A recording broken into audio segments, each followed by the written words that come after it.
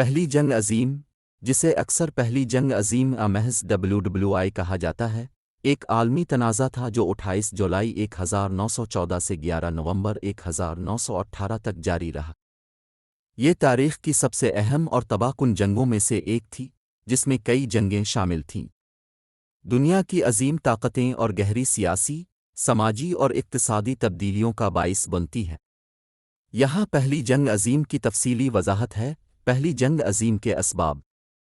جنگ کی ابتدا کو سیاسی، اقتصادی، سماجی اور فوجی عوامل کے پیچیدہ جال میں تلاش کیا جا سکتا ہے۔ کچھ اہم عوامل جنہوں نے پہلی جنگ عظیم شروع ہونے میں اہم کردار ادا کیا ان میں شامل ہیں: قوم پرستی۔ یورپ میں قوم پرستی کا جوش مضبوط تھا۔ مختلف نسلی اور قومی گروہ آزادی یا خود ارادیت کے خواہاں تھے۔ اس کی وجہ سے سلطنتوں اور قوموں کے درمیان تناؤ اور رقابتیں پیدا ہوئیں۔ سامراجیت۔ یورپی طاقتیں نوآبادیاتی ملکیت کی دوڑ میں مصروف تھیں، جس کے نتیجے میں سمندر پار علاقوں اور وسائل پر تنازعات پیدا ہوئے۔ عسکریت پسندی۔ یورپی ممالک نے ایک رکاوٹ اور طاقت کے مظاہرہ کے طور پر بڑی کھڑی فوجیں اور بحری افواج تیار کی تھیں۔ تاہم، اس نے ہتھیاروں کی دوڑ بھی پیدا کر دی، جس سے تنازعات کے امکانات بڑھ گئے۔ اتحاد کا نظام۔ یورپ دو بڑے اتحادی نظاموں میں تقسیم تھا۔ فرانس، روس اور برطانیہ پر مشتمل ٹرپل انٹینٹ نے جرمنی، اسٹرانگرر اور اٹلی پر مشتمل ٹرپل الائنس کی مخالفت کی۔ ان اتحادوں نے طاقت کا ایک نازک توازن پیدا کیا۔ آرچ ڈیوک فرانس فرڈینینڈ کا قتل۔ 28 جون 1914 کو آسٹریا ہنگری کے آرچ ڈیوک فرانس فرڈینینڈ کو سرائیوو میں ایک سربیائی قوم پرست نے قتل کر دیا۔ اس واقعہ نے سفارتی اور فوجی کارروائیوں کا ایک سلسلہ شروع کیا جو بالآخر جنگ کی طرف لے گیا۔ اہم واقعات اور مراحل۔ جنگ کو کئی مراحل اور اہم واقعات میں تقسیم کیا جا سکتا ہے۔ جولائی کا بحران۔ آرچ ڈیوک فرانس فرڈینینڈ کے قتل کے بعد، آسٹریا ہنگری نے سربیا کو الٹیمیٹم جاری کیا، جس کی وجہ سے بڑی طاقتوں کے درمیان سفارتی تبادلے اور الٹیمیٹم کا سلسلہ شروع ہوا۔ جنگ کا آغاز 28 جولائی 1914 کو آسٹریا ہنگری نے سربیا کے خلاف جنگ کا اعلان کیا، جس کے نتیجے میں جنگ کے اعلانات کا سلسلہ شروع ہوا۔ جرمنی نے روس اور فرانس کے خلاف جنگ کا اعلان کیا اور تنازع تیزی سے پھیل گیا۔ مغربی محاذ۔ مغربی یورپ میں جنگ خندق کی جنگ کی خصوصیت تھی، جس میں دونوں فریقوں نے قلعہ بندی کی تھی۔ بڑی لڑائیوں میں سومے کی لڑائی اور ورڈون کی لڑائی شامل تھی۔ مشرقی محاذ۔ مشرقی محاذ نے جرمنی اور آسٹریا ہنگری کے درمیان روس کے خلاف شدید لڑائی دیکھی۔ اس محاذ کے وسیع پیمانے پر اہم لڑائیاں ہوئیں جن میں ٹیننبرگ کی جنگ بھی شامل ہے۔